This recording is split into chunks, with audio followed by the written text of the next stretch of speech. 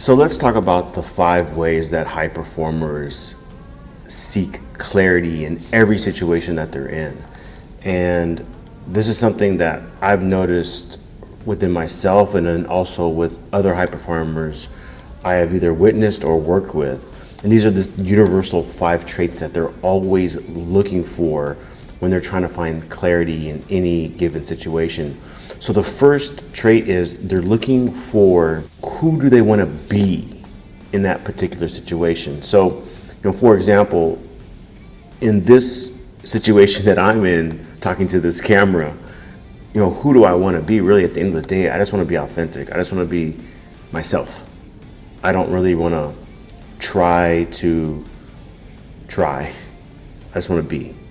And I just want to express myself the way I normally would.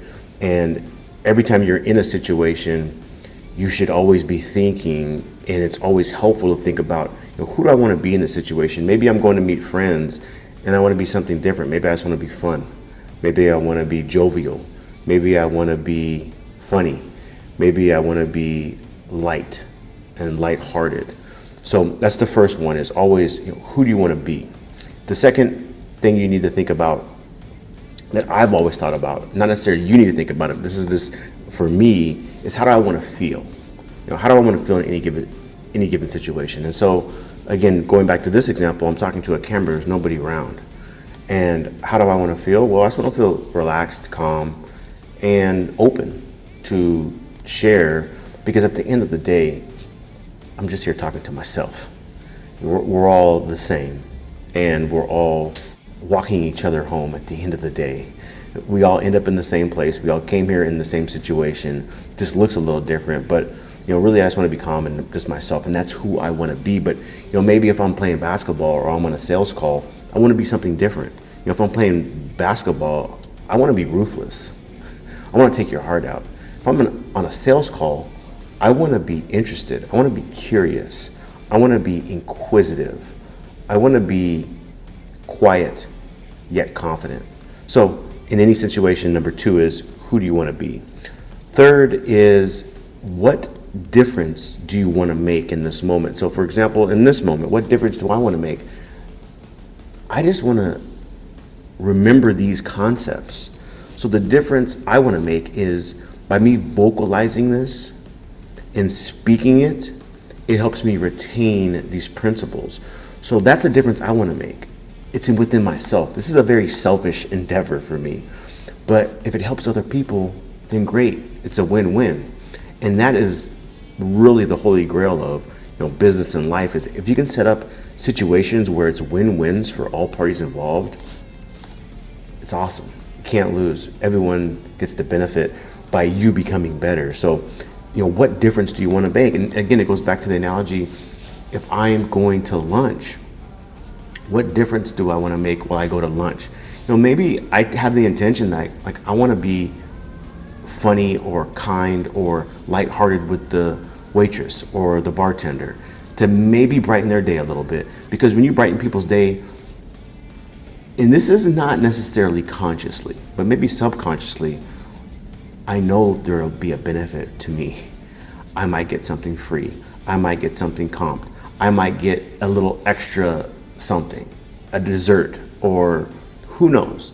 And I always notice when you try to brighten other people's days and make their life a little bit better, it always comes back to you tenfold. So that's another example of what difference do I want to make in that situation. Maybe if I'm teaching somebody on a strategy call or a consultation, maybe I just want, the difference is I want them to see their business, their life from a different lens. And I am trying to articulate what that might look like. And that's the difference that I'm trying to make.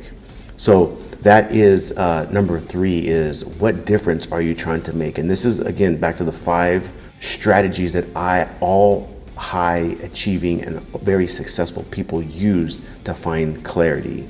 And they're always thinking about what difference can they make in this moment. The 4th one is, what skills do you need for future success? Now, for example, I'm talking to a phone, and what skills do I need for future success for this? I think at the end of the day, like most things, it's just reps. You just need practice. Practice is the mother of all skill. And I think many of us, including myself, we want to look for the hack or the secret or the way to not have to do the practice. But really, at the end of the day, the practice is what makes you highly keen on the nuances of whatever you're doing. For example, when I first got into sales, my first professional sales job, I was doing 300 cold calls a day. And that practice is what refined my mindset, my ability to read people, my understanding of what motivates people in their emotional state. I can instantly pick up on it within a few seconds because I've done so many conversations with people from all different walks of life.